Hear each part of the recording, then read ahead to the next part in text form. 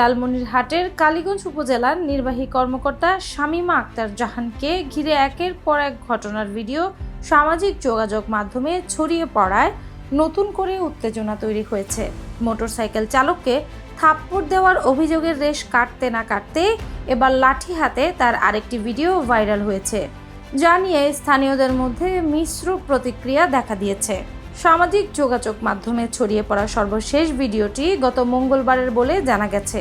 ভিডিওতে কালীগঞ্জ উপজেলার ভুল্লার হাট এলাকার মোজাহার ফিলিং স্টেশনে ইউএনও শামীমা আক্তার জাহানকে লাঠি হাতে অবস্থান করতে দেখা যায়।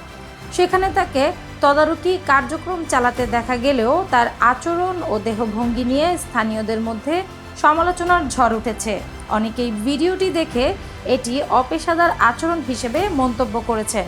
এর আগে গত বুধবার বিকেলে চাপারহাট বাজার এলাকায় আরেকটি ফিলিং স্টেশনে ঘটে যাওয়া একটি ঘটনাকে কেন্দ্র করে ইউএনও আলোচনায় আসেন। অভিযোগ অনুযায়ী লোবানা ফিলিং স্টেশনে লাইনে দাঁড়িয়ে তেল নেওয়ার সময় নদী নামের এক গ্যারেজ কর্মচারীকে তিনি থাপ্পড় মারেন। ওই ঘটনায় উপস্থিত লোকজনের মধ্যে চাঞ্চল্যের সৃষ্টি হয় এবং পরে ঘটনাটি সামাজিক যোগাযোগ মাধ্যমে ছড়িয়ে পড়ে। অভিযোগকারী নদী দাবি করেন তিনি একজন গ্যারেজ মেকানিক হিসেবে কাজ করেন এবং মালিকের নির্দেশে অসুস্থ এক শিক্ষকের জ্বালানি কাঠ ব্যবহার করে তেল নিতে গিয়েছিলেন। তিনি বলেন, লাইনে দাঁড়িয়ে অপেক্ষা করার সময় ইউএনও কার্ড যাচাই করতে এসে কোনো কথা না বলেই তাকে থাপ্পড় মারেন। তার ভাষায়, আমি কোনো অপরাধ করিনি, আমাকে বিনা কারণে অপমান করা হয়েছে।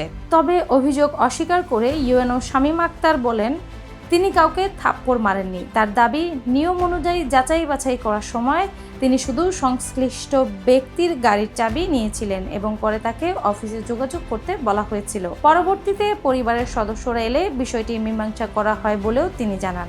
নতুন করে ভাইরাল হওয়া লাঠি হাতে ভিডিও নিয়ে প্রশ্ন করা হলে তিনি তাৎক্ষণিকভাবে কোনো মন্তব্য না করে ফোন কল কেটে দেন বলে জানা গেছে। এদিকে বিষয়টি নিয়ে প্রশাসনিক পর্যায়ে আলোচনা শুরু হয়েছে। লালমনিরহাটের জেলা প্রশাসক রাশেদুল হক প্রধান জানান, ইউএনওর আচরণ ও সামাজিক যোগাযোগ মাধ্যমে ছড়িয়ে পড়া ভিডিওগুলো সম্পর্কে ঊর্ধ্বতন কর্তৃপক্ষকে অবহিত করা হয়েছে। বিষয়টি খতিয়ে দেখা হচ্ছে বলেও তিনি ইঙ্গিত দেন। ঘটনাগুলো একের পর এক সামনে আসায় স্থানীয় প্রশাসন ও সাধারণ মানুষের মধ্যে নানা প্রশ্ন উঠেছে। কেউ কেউ শৃঙ্খলা রক্ষার প্রয়োজনে কঠোর পদক্ষেপকে সমর্থন করলেও অনেকেই দায়িত্ব পালনের ক্ষেত্রে পেশাগত আচরণ ও মানবিক দৃষ্টিভঙ্গি বজায় রাখার উপর জোর দিচ্ছেন। বর্তমানে ভাইরাল হওয়া দুই ভিডিও নিয়ে এলাকায় চলছে ব্যাপক আলোচনা সমালোচনা। অ্যানি আক্তার, বাংলা বাজার পত্রিকা।